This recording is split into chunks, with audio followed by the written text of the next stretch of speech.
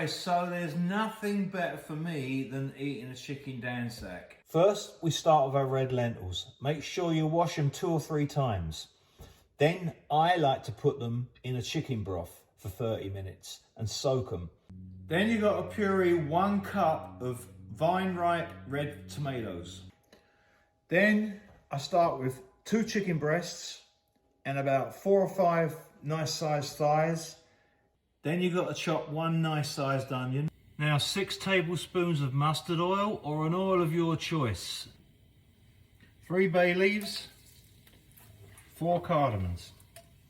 After your cardamoms have been toasted enough and the bay leaves, in with your onions. Then a teaspoon of garlic and a teaspoon of ginger. Now 1 cup of chicken broth, heat it up. So when you come back after about 10 minutes, your onions should be melted down enough. So now we're going to go in with our spices. And here's how it goes. First off, this is your coriander powder, 2 teaspoons. This is your curry powder, 2 teaspoons. This is your turmeric, 1/2 teaspoon. This is your cumin, that's 1 teaspoon. This is your chili powder, 2 teaspoons. And this is the 2 teaspoons of Kashmiri chili powder, which after a couple of minutes, it's all cooked down like that. Now you're going to go in with tomato juice, the tomato sauce that you made.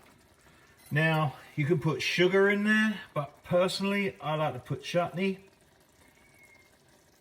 You want about 2 teaspoons of that. Once you've added all your chicken, you let that cook down for 10-12 minutes. Then you go in with your lentils. Now you're going to put 3 cups of water in there. It looks runny, but it will cook down.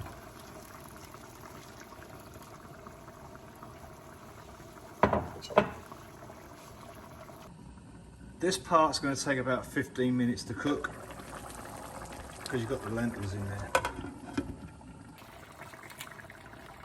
1 teaspoon. Teaspoon of kasuri methi. Some red chilies.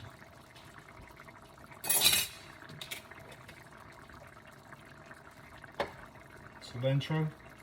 All right, let's give it a go.